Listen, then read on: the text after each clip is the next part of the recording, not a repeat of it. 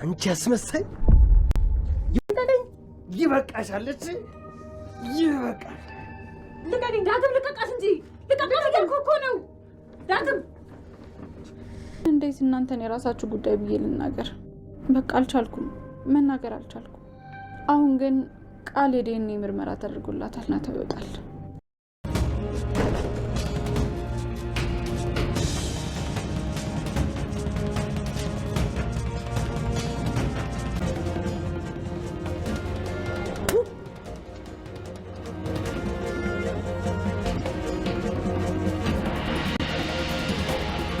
ነው የሚሻለው።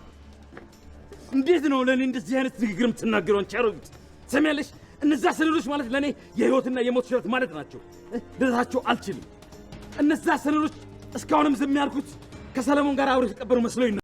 እጅግ አጓጊ፣ እጅግ ልብ አንጠልጣይ የሆነ ተወዳጁ አደራ ዛሬም በሚገርምና በሚደንቅ ሁኔታ መጥቷል።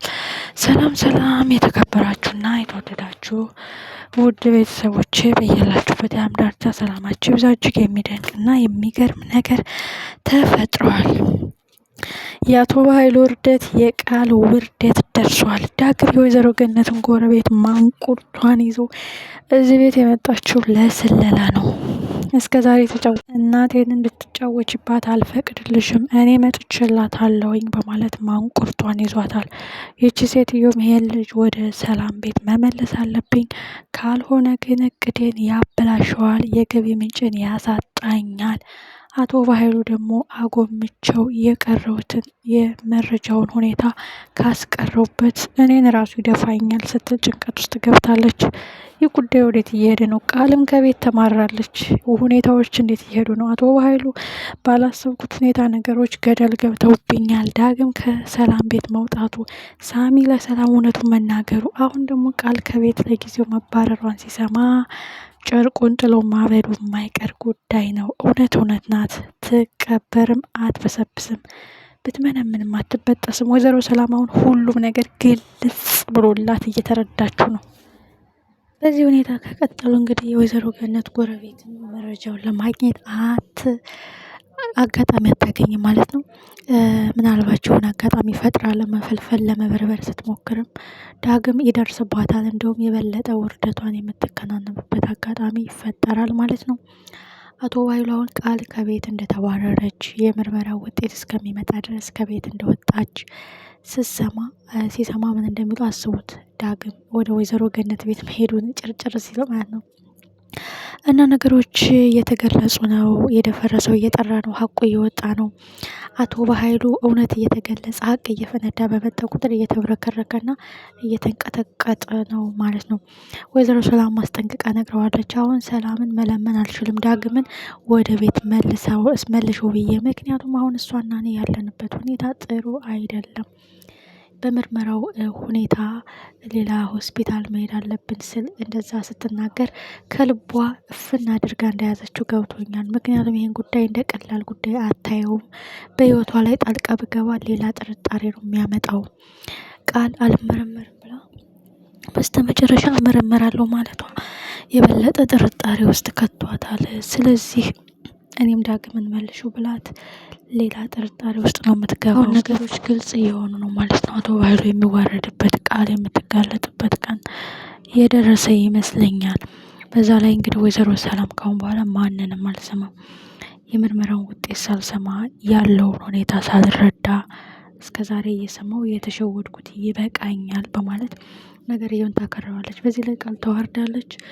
ወርቁን ይዛ ልትሄድ ነበር፣ ግን ሰላም ስለደረሰችባት ያው እንዴት ከቤት አስወጥተሽኝ ብቻዬን ልወጣ ነው ወይ ብር ሳልይዝ የሚል አማኘች። ወይዘሮ ሰላም ግን እኔ ያዘኝልሽ ከቤት እንዳትወጪ በጣም ይቅርታ ልጅ ነበር አመጣጤ፣ ግን አንቺ እውነቱን አጋለጠሽ፣ አይኔም ባያሳየኝ ወንጀልሽን ፊት ለፊት አጋለጠልኝ። ከወሰድሽው ውሰጁ፣ ስለደረስኩብሽ ነው እንጂ መውሰድ ፈልገሽ ነው ተሰርቀሽ፣ ግን ይጥቀምሽ ብላ ሻንጣ ውስጥ አስገብታላታለች። እንግዲህ ወይዘሮ ሰላም ይጥቀምሽ፣ እኔ ከአንቺ የምደብቀው ነገር የለም፣ ልጅ ከሆንሽ እኮ የሁሉ ንብረት ያንቺ ነው። አንቺ ግን ልጅ እንዳልሆንሽ ስለምታውቂ ነው፣ ከወጣሽ ደግሞ እንደማትመለሽ ስለምታውቂው ነው ይህን መስረቅ የፈለግሽው በማለት ወርቁን እንግዲህ ሻንጣ ውስጥ ብታስገባላትም ቃል ግን ውርደቷን ተከናንባ ከቤት ስትወጣ በሩ ላይ መሬት ላይ ጥለዋለች። መሬት ላይ ጥላ ምራቋን ተፍታ ሁለተኛ ተመልሻ አልመጣም በማለት ነው የወጣችው። የጉዳዩ ወይዘሮ ሰላምን ብዙ ነገር እንድታውቅ እየረዳን ነው። አንደኛ ገንዘቤን ብላ እኔንም እውነትም ለንብረቴ ብላ የመጣች እንደሆነ እያወቀች ነው። በመቀጠል ቀን እየጠበቀች አንዳንድ ነገሮችን እየሰረቀች እንደሆነ ተረድታለች ማለት ነው። ብሌንንም ለመውጋት ስትሞክር ለመግደል ስትሞክር እጅ ከፍንጅ ይዛታለች። በጣም ብዙ ነገር። ስለዚህ ወይዘሮ ሰላም አሁን ልጇ እንዳልሆነች በደንብ ተረድታለች፣ በደንብ አውቃለች። የባህሉን ተንኮልና ክፋትን በደንብ ደርሳበታለች። ሳሚ ያለው እውነቱን ነው። ሳሚ ጋር በኃይሉ ቢጣላ እንኳን በዚህን ያህል ልክ አይዋሸኝም፣ በዚህን ያህል ልክ እንዲህ ያለ ከባድ ሚስጥር አይነግረኝም። ስለዚህ እውነት ነው፣ ንብረቴን ለመስረቅ ነው ይህ ሁሉ የሚያደርጉት የሚለውን ነገር ተረድታለች ማለት ነው። እንግዲህ አቶ ባይሉ ምን አይነት መልስ ይሰጣል? ዳግምን ወደ ቤት መልሽው ብሎ ይላል። ኦልሬዲ ዳግምን መልሽው ሲል ወይዘሮ ሰላም ደግሞ ዳግም እንደወጋ ለምንድን ነው ያልነገርከኝ ትለዋለች። ዳግም ኦልሬዲ ሲመጣ ለምንድን ነው ወንድሜን የወጋኸው ስትለውም እንግዲህ ሚስጥር ይወጣል። ወንድምሽ ማለት እናቴና እኔን የለያየን እሱ ነው። ስለዚህ እየተባለ አንዳንድ ሚስጥሮች እየተመዘዙ ትክክለኛ የወንድሟ ማንነት እያወቀች ትመጣለች። ብሌን ለወይዘሮ ገነትና ለዳግም ቃል የሰላም ልጅ እንዳልሆነች እርግጠኛ ነኝ ሲያወሩ ሰምቻለሁ። ውጤቱ ደግሞ ይሄ ነው የሚመጣው፣ የእሷ ልጅ እንዳልሆነች ዶክተሩን በብር ተደራድረው እንደማይቀይሩ ተናግሮ ነበረ ብሏል። ምን ይፈጠር ይሆን? በጣም አጓጊ ነው ማለት ነው። አሁን ሁሉም ነገር ግልጽ ነው። ሁሉም ነገር እውነት እየወጣ ነው። ሁሉም ነገር በይፋ እየተገለጸ ነው። አቶ ባይሉ መዋረጃው ደርሷል። ቃል መጋለጫዋ ደርሷለች። ኦልሬዲ የዲኤንኤ ምርመራው ብዙ እንቆቅልሽ ይፈታል እንዳለችው ብዙ እንቆቅልሽ ይፈታላታል። ብዙ ሚስጥሮችን ያጋለጣል ማለት ነው። እንደውም ካሁን በኋላ ሰላም ናት።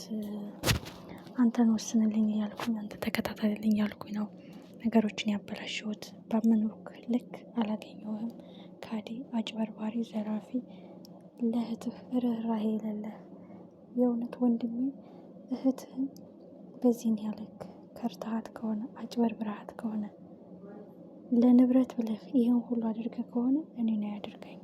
እንደውም አንተም ከዚህ ቤት ውጣ ብላ ልታስወጣት ትችላለች ማለት ነው።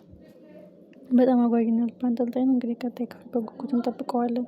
የአቶ በኃይሉን ውርደት፣ የቃል ውርደት አይተን ብሌንና ሰላም ተገናኝተው ዳግምና ገነት ደግሞ ለሰላም እውነቱን ነግረዋት ማጋለጥ አለባቸው።